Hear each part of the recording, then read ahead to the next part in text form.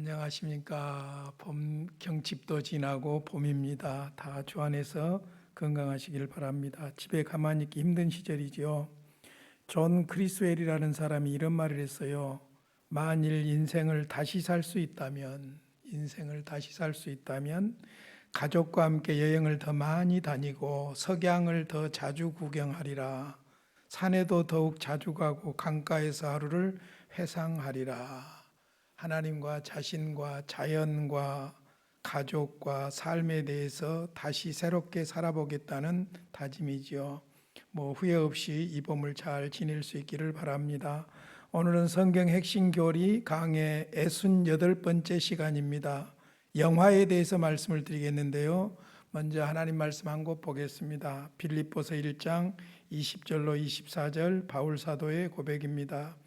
나의 간절한 기대와 소망을 따라 아무 일에든지 부끄러워하지 아니하고 지금도 전과 같이 온전히 담대하여 살든지 죽든지 내 몸에서 그리스도가 존귀하게 되게 하려 하느니 이는 내게 사는 것이 그리스도니 죽는 것도 유익함이라.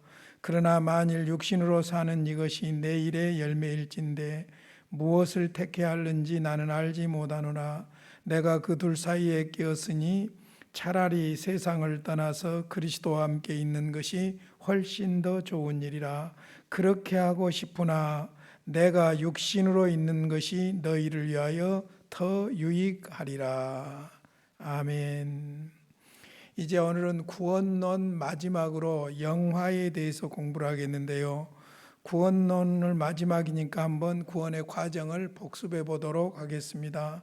하나님이 선택하시죠. 예정하셔서 선택하시죠. 선택한 사람들은 성령의 효과적인 부르심에 응하게 되죠. 그래서 선택, 소명, 효과적인 부르심을 받는 사람들은 중생합니다. 중생은 그리스도의 새 생명이 그 안에 들어가는 것이죠. 그렇게 될 때 예수를 믿게 되고 회개하게 되는 회심의 역사가 일어나지요.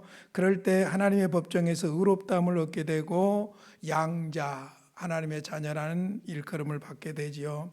사실 여기까지가 어떤 면에서 시간적으로 순간적으로 이루어진 일이라고 볼 수 있습니다. 그 다음에 이제 성화와 성도의 견인과 영화지요.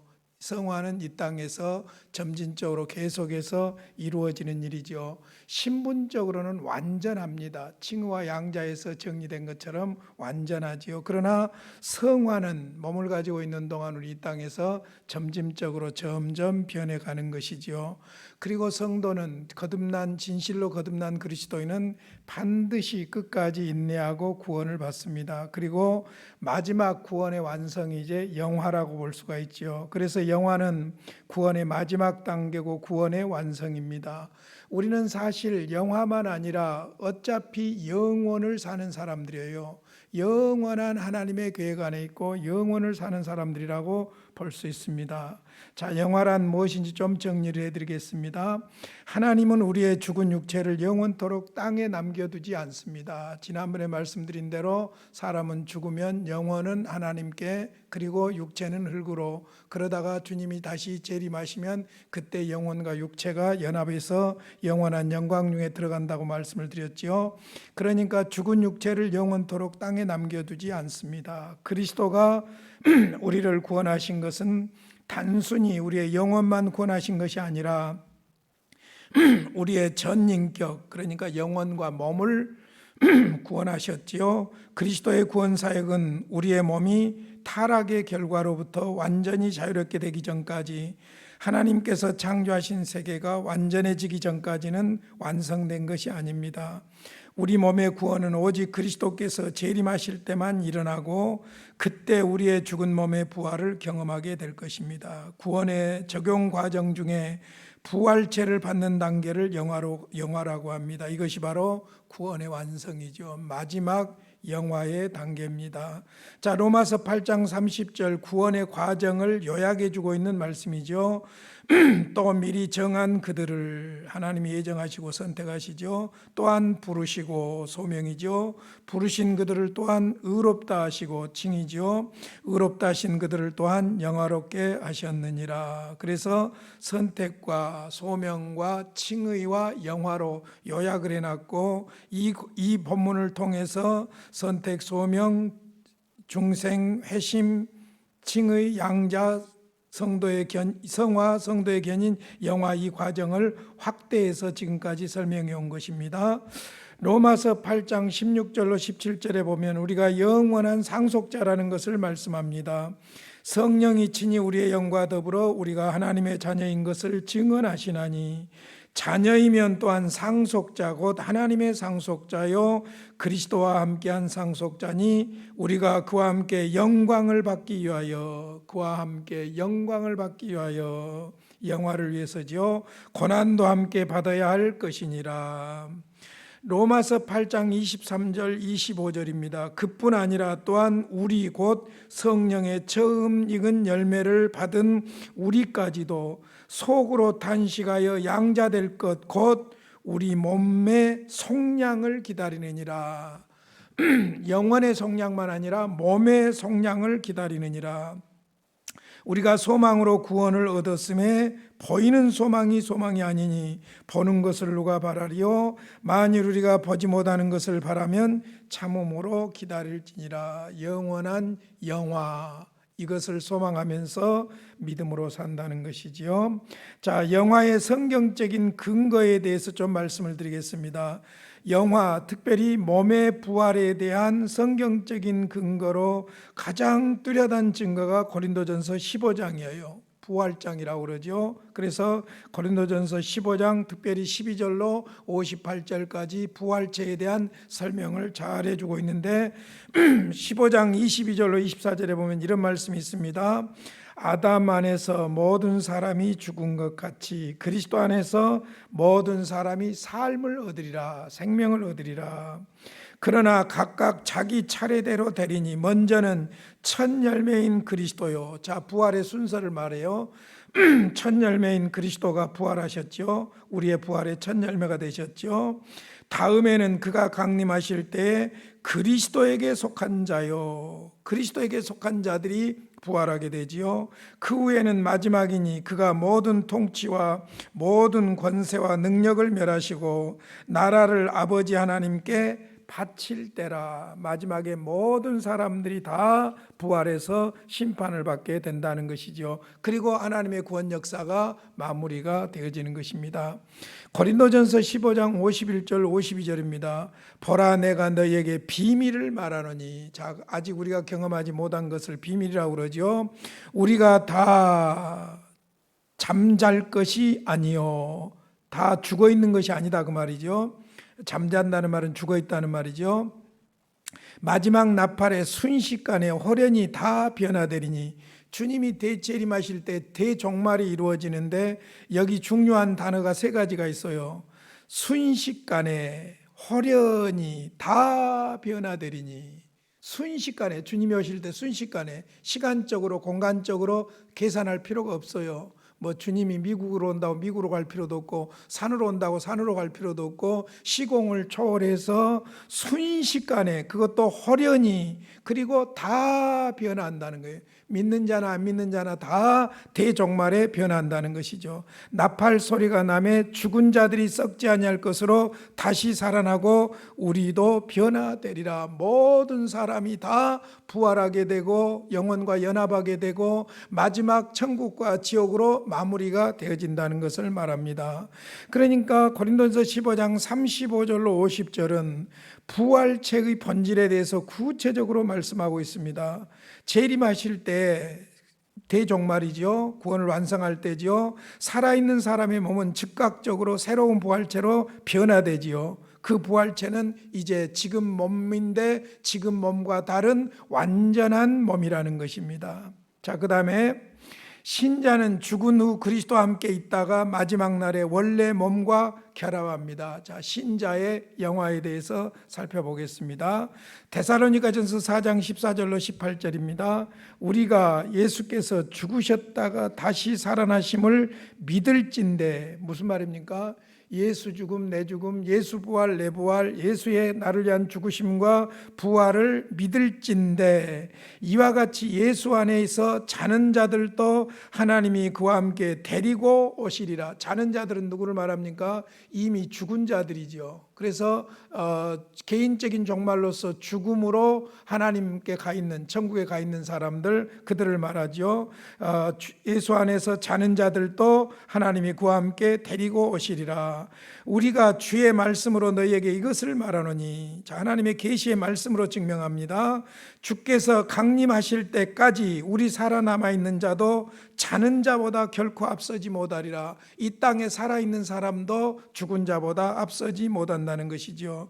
주께서 호령과 천사장의 소리와 하나님의 나팔 소리로 친히 하늘로부터 강림하시리니, 강림한다는 말은 재림을 말하죠. 예수님이 초림하셔서 십자가에 죽으심으로 구원을 이루셨지요. 재림하심으로 그 구원을 완성하지요. 그래서 강림하실 때까지 우리 살아남아 있는 자도 자는 자보다 앞서지 못한다고 그랬죠. 친히 하늘로부터 강림하실 때에 그리스도 안에서 죽은 자들이 먼저 일어나고 그랬어요. 자, 그러니까 죽은 영혼들, 이미 하나님 나라에 가 있는 영혼들과 그들의 몸이 땅에 있는데 부활하여 연합하게 되는 것이죠. 먼저 그리스도가 부활의 첫 열매고, 그 다음에 죽은 자들, 이미 죽은 자들이고, 그 다음에 이제 뭐라고 합니까? 그 후에 우리 살아남은 자들도 그들과 함께 구름 속으로 끌어올려 공중에서 주를 영접하게 하시리니, 그리하여 우리가 항상 주와 함께 있으리라. 살아남은 자들, 이 땅에 살아있으면서 그리스도의 재림을 맞이하는 사람들은 그대로 변화가 되는 것이죠. 그리고 죽은 자와 살아있는 자 모두가 다 부활체로서 이제 영원한 하나님 나라에서 항상 주와 함께 살게 됩니다. 이것이 바로 영화를 말하죠. 그러니까 부활의 순서는 그렇습니다. 그리스도가 우리의 부활의 첫 열매, 보증, 증거가 되시고, 그리스도 안에서, 그리스도의 죽으심과 부활을 믿는 그리스도 안에서 죽은 형제들, 죽은 신자들이 먼저 그리스도와 함께 부활을 합니다. 몸들은 땅에 있죠. 자, 여기서 부활도 이제 우리가 인간적으로, 과학적으로, 물리학적으로 설명하려고 하면은 설명할 방법이 없어요. 자, 죽은 사람들 중에 물속에서 죽은 사람, 고기밥이 되어서 죽은 사람도 있을 것이고, 땅속에 묻혀 있는 사람도 있을 것이고, 불에 타서 죽은 사람도 있을 것이고, 심지어 어찌됐든 어떤 모습으로 아무리 완전하게 죽어서 순장되고 땅에 묻혔다고 할지라도 여러분 400년 이상 500년 이상 계속해서 육체가 머물러 있을 수 없죠. 그냥 흙으로, 먼지로 돌아가는 거예요. 어떤 상태로 가든지 간에 하나님께서 부활시킬 거예요. 그러니까 이제 한때는 기독교는 매장을 해야 되느냐 화장을 해야 되느냐 논란이 많았어요. 그래서 수목장 이야기도 나오고 별 이야기가 다 나오지만은 어차피 부활에 관한 한 하나님의 능력으로 가능한 것이지 어떤 물리적으로 과학적으로 해석할 길이 없는 거예요. 그래서 신앙은 이성의 한계를 가지고 있다는 거예요. 이성으로는 도저히 정리가 안 되는 것이 신앙인데, 이성만 가지고 하나님을 거역하기에는 하나님과 하나님의 역사가 너무나도 확실하기 때문에, 창조뿐만 아니라 자연과 우리의 모든 삶에서 일어나는 하나님의 역사가 너무나도 명백하기 때문에 안 믿을 수가 없는 것이지요. 그러니까 어찌됐든 죽은 자가 먼저 부활하게 되고, 그 다음에 살아남은 우리들은 살아남아 있으니까 죽었다가 다시 부활하는 것이 아니라 그대로 변화되는 것이죠. 그대로 변화되는 거예요. 오래전에 제가 여기 중앙교회 부목사일 때에 장로님 한 분이 참 낙천적인 장로님이 계시는데, 자전거 타고 다니면서 항상 찬송하기를 좋아하고 그런 분이었어요. 이름을 밝혀도 돼요. 좋은 일이니까. 이방현 장로님인데, 그분이 늘 그래요. 목사님, 내 생각에는요, 우리 주님이 꼭 나 살았을 때 올 것 같아요. 그러시더라고요. 그러니까 주님 재림을 고대하는 신앙은 좋은 신앙이에요. 신실한 신앙이에요. 근데 제가 혼자 속으로 어떤 생각을 했냐면 제 장로님이 죽음을 경험하지 않고 그냥 천국 가려고 저러구나. 그런 생각을 제가 했던 기억이 있어요. 그러니까 어찌됐든 그리스도가 우리의 부활의 첫 열매이시기 때문에, 증거가 되시기 때문에 그리스도인은 반드시 부활합니다. 그런데 그리스도가 재림하실 때 그리스도와 함께 죽은 자들이 먼저 부활하고 그 다음에 이 땅에 살아남은 자들이 변화되어서 영원한 하나님 나라에서 살게 되는 구원의 완성, 이것이 바로 영화라는 것이지요. 자, 그렇다면 이제 궁금한 것이 뭐냐? 죽은 자의 부활한 모습, 즉 부활체는 어떤 몸일까 하는 것이 궁금하지요. 자, 고린도전서 15장 42절로 49절에 구체적으로 그 부분을 설명하니까 먼저 이 부분을 한번 읽어드릴게요. 같이 한번 보시죠. 죽은 자의 부활도 그와 같으니, 죽은 자가 부활하면 그렇다는 거예요. 썩을 것으로 심고 썩지 아니할 것으로 다시 살아나며, 욕된 것으로 심고 영광스러운 것으로 다시 살아나며, 약한 것으로 심고 강한 것으로 다시 살아나며, 육의 몸으로 심고 신령한 몸으로 다시 살아나니 육의 몸이 있은즉도 영의 몸도 있느니라. 기록된 바 첫사람 아담은 생명이 되었다 함과 같이 마지막 아담은 살려주는 영이 되었다 하나니, 첫 아담은 아담이죠, 마지막 아담은 그리스도지요. 살려주는 영이 되었나니 그러나 먼저는 신령한 사람이 아니요 육의 사람이요 그 다음에 신령한 사람이니라.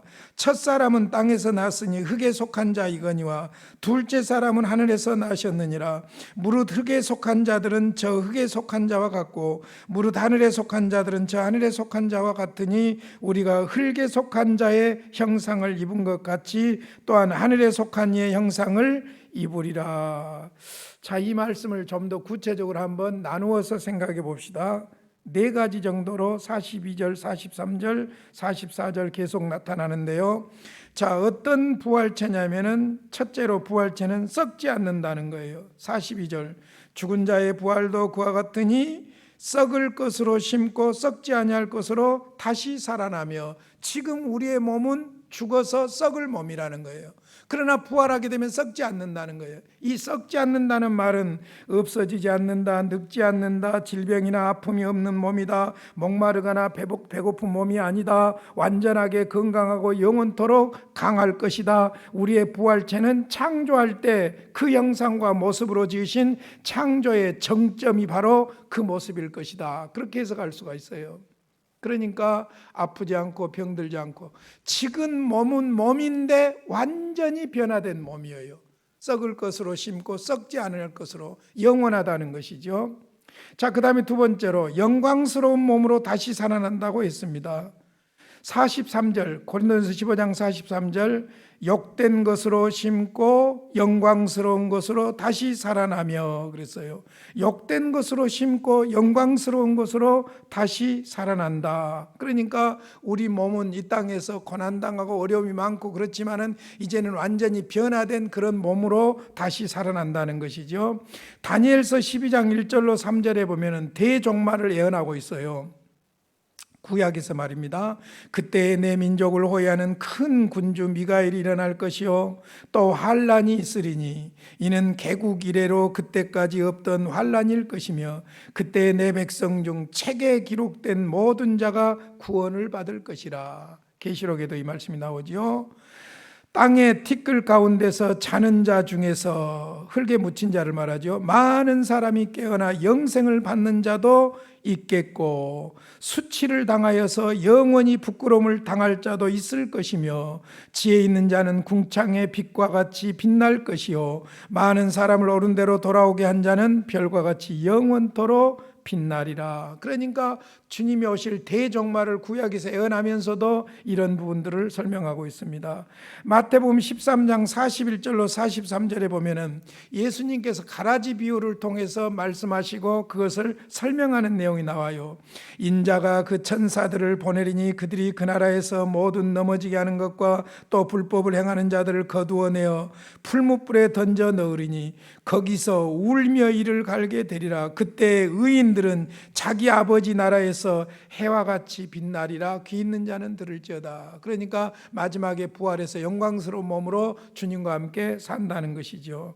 좋은 씨는 천국의 아들들을 말해요. 예수님이 설명해 준 대로 밭은 세상을 말합니다. 가라지를 뿌린 원수는 마귀를 말하죠. 그 가라지도 가만두라는 거예요. 그러나 마지막 추수 때, 심판 때에 이 모든 것을 다 갈라놓는데, 울며 이를 갈게 하는 불에 던져 넣어지는 가라지가 있을 것이고, 천국의 아들들은, 의인들은 자기 아버지 나라에서 해와 같이 빛난다. 어찌됐든 욕된 것으로 심고 영광스러운 것으로 다시 살아난다. 자, 그 다음에 세 번째입니다. 우리 몸은 강한 것으로 다시 살아날 것입니다. 43절 계속 보시면, 욕된 것으로 심고 영광스러운 것으로 다시 살아나며 약한 것으로 심고 강한 것으로 다시 살아나며.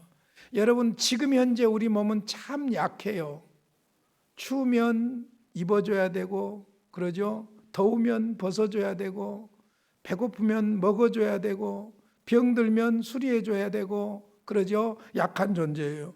그러나 주님이 오심으로 대종말 때 우리의 몸이 변하는데, 부활할 때는 어떻게 되느냐? 강한 것으로 살아난다는 것입니다. 다시 살아난다는 것입니다. 자, 여기서 강한 것이라는 말을 오해하면 안 돼요.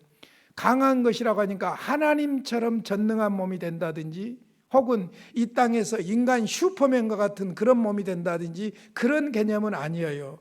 완전한 건강한 몸으로, 완전한 변화된 몸으로 살아난다는 것이죠. 그래서 제가 이렇게 설명을 거기 써놨어요. 현재 우리 몸의 약함과 대비되는 개념이 강한 것이라는 것이죠.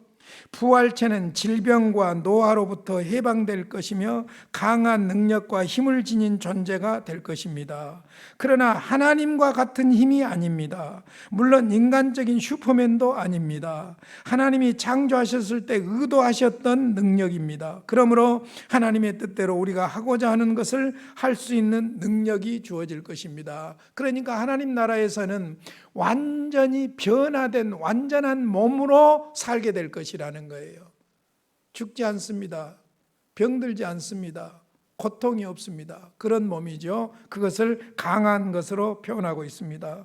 그 다음에 네 번째로 신령한 몸으로 다시 살아날 것이라 했습니다. 15장 44절입니다.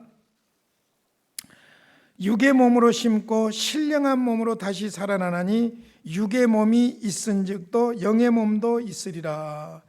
여기에서 신령한 몸 혹은 영의 몸이라고 그러니까 보이지 않는 몸, 그렇게 해석하면 안 됩니다. 보이는 몸이에요. 보이는 몸이에요. 그래서 여기에 신령한 몸이란 피물질적이라는 의미가 아닙니다. 오히려 성령 하나님의 활동과 성품에 순응하는 의미로서 신령한 몸이라는 거예요. 완전히 이제는 거역이나 불순종이나 악이나 이런 데 순응하지 않지요. 완전히 주님께 순종하는 의미를 말합니다. 그런 몸이죠. 그러므로 자연적인 몸으로 심고, 육의 몸으로 심는다는 말이 바로 자연적인 몸으로 심는다는 말인데, 여기 자연적인 몸, 육의 몸은 이 시대의 욕구의 성격 아래 놓여 있고 악한 뜻에 의해 통치받는 그런 몸입니다. 그런 몸이 죽으면 이제 부활할 때는 영적인 몸, 신령한 몸으로 살아난다는 말은 완전하게 성령의 뜻 아래 놓여 있고, 그 다음에 성령 하나님이 인도하심에 반응하는 몸, 그러니까 그리스도께 순종하는 그런 몸으로 다시 부활하게 된다는 것이죠. 그러므로 하나님께서 본래 의도하셨던 완전한 상태의 되살아남이 바로 그 신령한 몸이라고 볼 수 있습니다. 부활하신 그리스도의 몸도 만질 수 있었지요. 살과 뼈가 있었지요. 마찬가지로 분명히 지금 현재 우리 자신이에요. 존재론적으로 나 전이문이에요. 근데 그때는 지금 이 땅에서 육신을 가지고 있는 전이문이의 불완전한 몸이 아니라 완전히 변화된 몸이에요. 변화된 몸이에요. 썩지 않습니다. 강합니다. 신령한 몸입니다. 그러니까 눈에 보이지 않는다는 의미의 영이 신령하다는 말이 아니라 이제는 거역과 불순종과 악과 이런 것하고는 떠난 완전히 순종하는 그런 몸으로서 신령한 몸으로 살게 된다는 것이죠. 그래서 고린도전서 15장 45절에 이렇게 말씀하고 있어요. 기록된 바 첫사람 아담은 생령이 되었다. 흙으로 빚으시고 하나님이 호흡을 불어넣으시니 생명이 되었죠. 살아나게 되었죠. 함과 같이 마지막 아담은 그리스도를 말합니다. 살려주는 영이 되었나니 그러나 먼저는 신령한 사람이 아니요 육의 사람이요 그 다음에 신령한 사람이니라. 그러니까 지금 나는 분명히 나여요. 그런데 변화된 몸이라는 것이죠. 첫 사람은 땅에서 났으니 흙에 속한 자이거니와 둘째 사람은 하늘에서 나셨느니라. 무릇 흙에 속한 자들은 저 흙 속에 속한 자와 같고 무릇 하늘에 속한 자들은 저 하늘에 속한 이와 같으니 우리가 흙에 속한 자의 형상을 입은 것 같이 또한 하늘에 속한 이의 형상을 입으리라. 그래서 사실 성경 전체 하나님의 구원 역사를 보면요, 창조와 타락과 구속으로 정리가 됩니다. 이 말을 다른 말로 말하자면 창조와 타락과 재창조라고 연결할 수가 있어요. 그러니까 창조와 그 다음에 타락함으로 말미암아 창조된 인간의 몸이 타락한 인간의 몸, 죄악된 인간의 몸으로 변하게 된 것이죠. 그것을 그리스도로 말미암아 회복하시는데 완전한 몸의 회복이 언제 이루어지냐면은 주님께서 재림하심으로 이루어진다는 것이죠. 그게 바로 영화라는 것입니다. 자, 말씀을 마치겠습니다. 첫째로 그리스도께서 재림하실 때 우리는 부활합니다. 그러므로 우리는 그리스도인답게 부활할 자답게 구별된 삶을 살아야 될 줄로 믿습니다. 재림, 대종말, 우리는 이걸 항상 기다려야죠. 종말은 두 가지가 있다고 했죠. 개인적인 종말로서의 죽음, 그 다음에 우주적인 종말로서의 하나님의 구원이 완성되는 재림. 우리는 죽음도 확실하지만은 재림도 확실합니다. 여러분, 죽음이 확실하다면 재림도 너무나도 확실한 거예요. 다만 시간이 우리의 생각하는 시간과 다르다는 것뿐이에요. 그러니까 재림은 항상 아마 오늘이나예요. 아마 오늘이나 언제든지 가능한 것이지요. 자, 그러므로 우리는 재림의 주님을 기다리는 자답게 그리스도인답게 구별된 소망을 가진 삶을 살아야 될 것입니다. 요한일서 3장 2절로 3절입니다. 사랑하는 자들아, 우리가 지금은 하나님의 자녀라. 지금도 하나님의 자녀예요. 장래에 어떻게 될지는 아직 나타나지 아니하였으나, 아직 나타나지 않았어요. 그가 나타나시면, 그리스도가 재림하시면 우리가 그와 같을 줄을 아는 것은 그의 참모습 그대로 볼 것이기 때문이, 주님을 볼 것입니다. 주를 향하여 이 소망을 가진 자마다 그의 깨끗하심과 같이 자기를 깨끗하게 하느니라. 그리스도를 닮아가는 그런 삶을 살아야 할 줄로 믿습니다. 두 번째로, 그리하여 우리는 하나님이 창조하셨을 때 주셨던 탁월한 질을 소유한 몸으로 장차 살아가게 될 것입니다. 이게 영화입니다. 영원한 하나님 나라를 살 사람들입니다. 창세기 1장 31절에 하나님이 지으신 그 모든 것을 보시기에 심히 좋았더라. 저녁이 되고 아침이 되니 이는 여섯째 날이니라. 하나님의 창조가 완전하게 회복되는 것을 영화로 보는 것이죠. 베드로후서 3장 10절로 13절입니다. 주의 재림에 대해서 이야기하고 있는데, 그러나 주의 날이 도둑같이 오리니, 도둑같이 온다. 도둑이 막 알리고 오는 거 아니죠. 몰래 오는 것처럼 그런 모습으로 온다는 거예요. 그날에는 하늘이 큰 소리로 떠나가고 물질이 뜨거운 불에 풀어지고 땅과 그 중에 있는 모든 일이 드러나리로다. 이 모든 것이 이렇게 풀어지리니 너희가 어떠한 사람이 되어야 마땅하냐? 어떠한 사람이 되어야 마땅하냐? 이런 영광스러운 소망을 가진 우리는 어떠한 사람이 되어야 마땅하냐?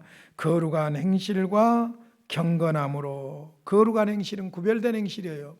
경건함은 하나님과의 교제예요. 하나님의 날이 임하기를 바라보고 간절히 사모하라. 그날에 하늘이 불에 타서 풀어지고 물질이 뜨거운 불에 녹아지려니와 우리는 그의 약속대로 의가 있는 곳인 새 하늘과 새 땅을 바라보도다. 할렐루야. 그러므로 이제 마지막으로 영화로운 부활의 믿음과 소망을 가지고 우리는 바울 사도처럼 그렇게 고백하며 살아가야 할 줄로 믿습니다. 빌립보서 오늘 요절입니다. 1장 20절로 24절 다시 한번 읽겠습니다. 나의 간절한 기대와 소망을 따라 아무 일에든지 부끄러워하지 아니하고 지금도 전과 같이 온전히 담대하여 살든지 죽든지 내 몸에서 그리스도가 존귀하게 되게 하려 하나니 이는 내게 사는 것이 그리스도니 죽는 것도 유익함이라. 그러나 만일 육신으로 사는 이것이 내일의 열매일진데 무엇을 택해야 할는지 나는 알지 못하노라. 내가 그 둘 사이에 끼었으니 차라리 세상을 떠나서 그리스도와 함께 있는 이것이 훨씬 더 좋은 일이라. 그렇게 하고 싶으나 내가 육신으로 있는 것이 너희를 위하여 더 유익하리라. 자, 영화를 믿으면 바울 사도와 같이 고백할 수가 있어요. 첫째는 20절에 나와 있는 대로 삶의 소망이 있답니다. 삶의 소망이 있어요. 영원한 소망이 있어요. 21절에 보니까 사나 죽으나 삶의 목적이 무엇이냐면은 그리스도를 존귀하게 하는 것이에요. 왜냐? 내게 사는 것이 그리스도이기 때문이지요. 그리고 23절에 보니까 삶과 죽음 사이에 우리는 있는데 우리가 사모하는 것은 오히려 몸을 떠나서 영원히 하나님과 함께 사는 것이 더 좋다는 것이 우리의 신앙이라는 거예요. 그러나 24절에 있는 대로 육신으로 있는 것도 좋은 것은 주의 복음을 위해서, 사명을 위해서, 너희를 위해서 유익하기 때문이다. 그러니까 하나님께서 살게 하시면 사는 거예요. 부르시면 할렐루야 아멘하고 가는 거예요. 그래서 지난 시간에 말씀드렸지만은 저는 제 식에 이판사판이 있다니까요. 살아도 좋고 죽어도 좋고, 살아있는 동안은 하나님께서 책임지실 것이고 고생은 되겠지만은 죽으면은 영원한 하나님 나라에서 함께 살 것이기 때문입니다. 할렐루야. 그러므로 오직 예수예요. 오직 예수가 우리의 신앙인 줄로 믿습니다. 구원론의 처음부터 끝까지가 바로 오직 예수, 구원자 예수 그리스도예요. 그래서 우리가 이제 조직신학의 순서적으로 보면은 구원론을 여기까지 마치고 다음 주에 교회론을 공부할 터인데요. 구원론과 교회론이, 구원론 다음에 교회론이 나와요. 그런데 구원론은 기독론 다음에 나와요. 기독론 다음에. 그리스도가 누구냐? 구원자예요. 구원자니까 구원을 받는 과정이 어떻게 이루어지느냐, 그 구원 과정을 설명하고, 구원받은 사람들이 바로 교회예요. 그래서 교회론을 설명하지요. 다음 주부터 이제 교회론을 설명하겠는데, 지금까지 우리가 공부한 내용이 엄청난 양입니다. 사실은 조직신학에 있어서 서론은 무엇을 다루냐면 성경, 하나님의 계시를 다뤄요. 그래서 서론에서 세 단어로 요약하면 종교란 무엇인가 연결해가지고 종교에서 중요한 것이 계시예요. 그 다음에 계시가, 자연계시가 있고 특별계시가 있는데, 하나님께서 자연계시를 주셨지만은 범죄하고 타락한 인간은 자연계시를 통해서 구원의 방법을 알 수 없기 때문에 특별계시, 구원의 방법을 제시한 특별계시로서의 성경을 주신 것이지요. 그래서 서론 공부에서 제일 중요한 것이 성경이에요. 성경. 그 다음에 이제 우리는 신론을 배웁니다. 성경에서 계시하고 계신, 자기를 계시하고 계신 하나님은 어떤 하나님인가? 그래서 신론을 공부하지요. 하나님의 존재, 하나님이 존재하신다면 무슨 일을 하시는가? 사역. 그래서 1편 존재, 2편 사역, 그렇게 볼 수가 있습니다.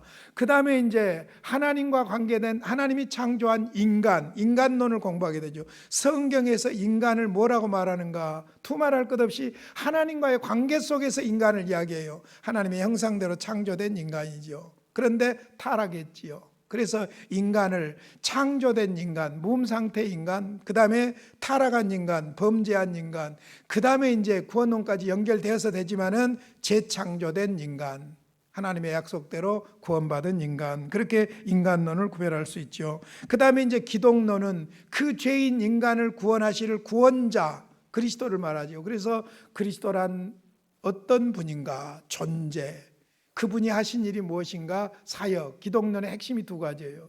그 다음에 이제 구원론, 우리가 구원의 과정을 쭉 지금까지 공부해 왔습니다. 다음 주에 이제 교회론을 공부하겠는데, 예수는 좋다 그러나 교회는 싫다, 전부가 다 앞뒤가 안 맞는 모순이에요. 그 성경 핵심 교리를, 성경적인 교리를 전체적으로 보지 않기 때문에 그런 말이 나오는 거예요. 교회란 무엇이냐? 예수를 믿는 사람들이 교회예요. 그러니까 그리스도 없이 교회 없고, 교회를 부정하면 그리스도인이 아닌 거예요. 그런 측면에서 이제 우리가 교회론을 구체적으로 공부해 보도록 하겠습니다. 여기까지 함께 하신 여러분 감사합니다. 기도하겠습니다. 고마우신 아버지 감사합니다. 하나님의 주권으로 하나님의 은혜로 우리를 구원해 주시고 영원한 하나님 나라에 살 하나님의 백성 삼아 주시니 감사합니다. 이 영광스러운 영화를 소망하면서 이 땅에서 그리스도인답게 살게 하여 주시옵소서. 예수님의 이름으로 기도하옵나이다.